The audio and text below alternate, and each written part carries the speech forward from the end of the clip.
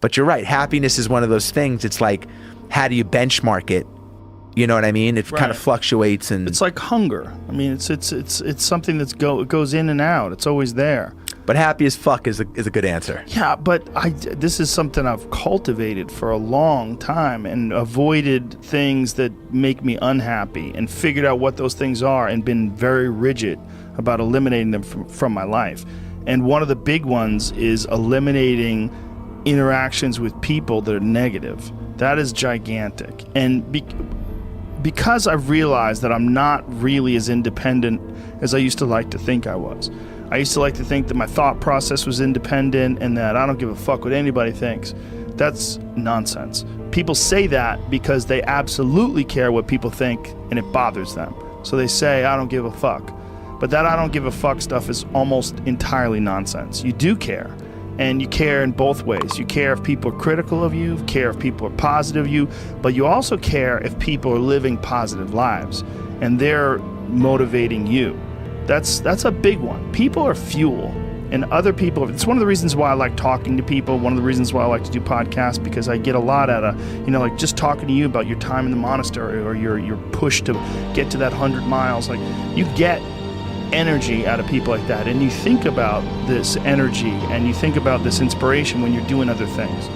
And it also sets in your mind that when you meet these exceptional people that move you, like, what are the characters, what are the qualities that they have, what are the characteristics that they possess, and those things become significant and important to you.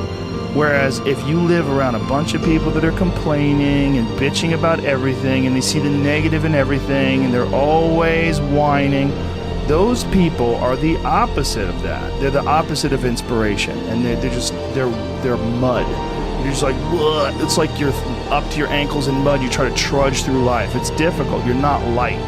It's not pushing you. There's not a wind at your back. The wind's in your face, and it's rough, and over time, I've learned that these people, you're not going to fix them. I used to want to fix them when I was young. I used to want to go, hey man, I see what you're doing. Like, dude, don't do that anymore. Listen, just do this and stop doing that and start doing this. And if you just work towards this, you could be successful. And then a week later, the guy's doing the same shit. You're like, okay, right. I'm wasting a significant amount of my energy on someone who doesn't want to waste any of their energy on themselves.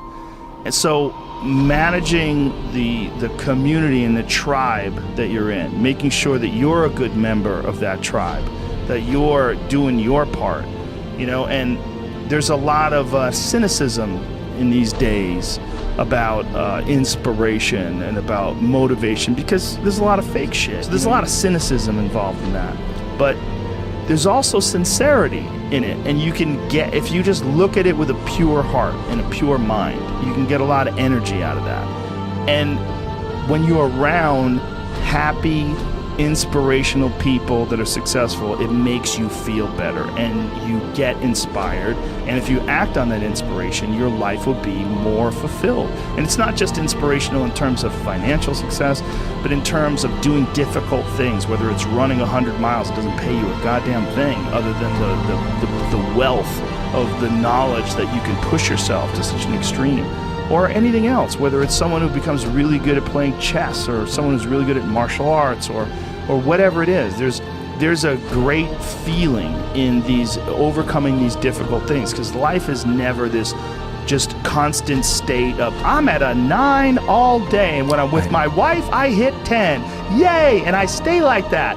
That's not real. What's real is, like, you saying that you went to this monastery and felt all this angst about meditating and being alone and not having your phone and not having the input, but then when it comes out of it, then you have this reward. So you push through this, and you had these uncomfortable feelings, and you came out of those uncomfortable feelings with this newfound appreciation for time and this respect for your own existence in your own space, and carving out 3 hours for yourself a day. That's where it all comes from. It all comes from life lessons, and the lessons are learned through struggle.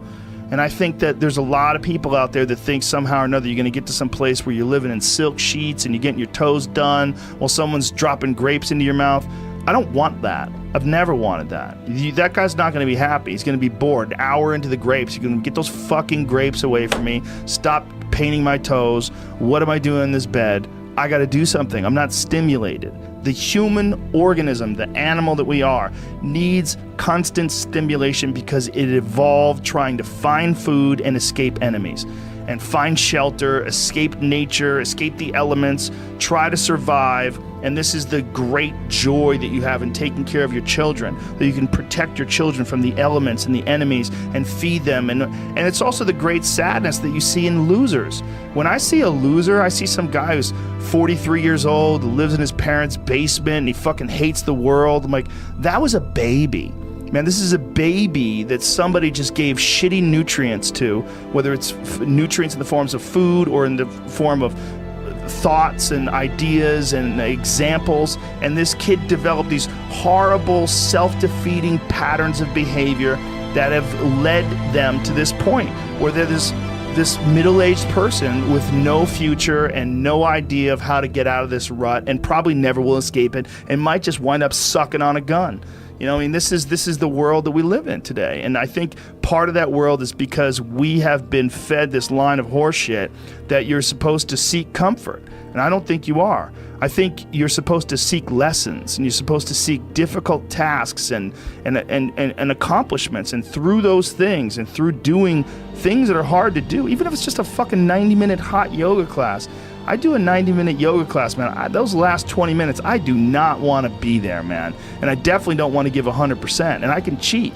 I can kind of half-ass it. But if I don't, and I get through it, when that time is up and the lady says namaste and everybody gets up, I'm like, fuck, man, I made it.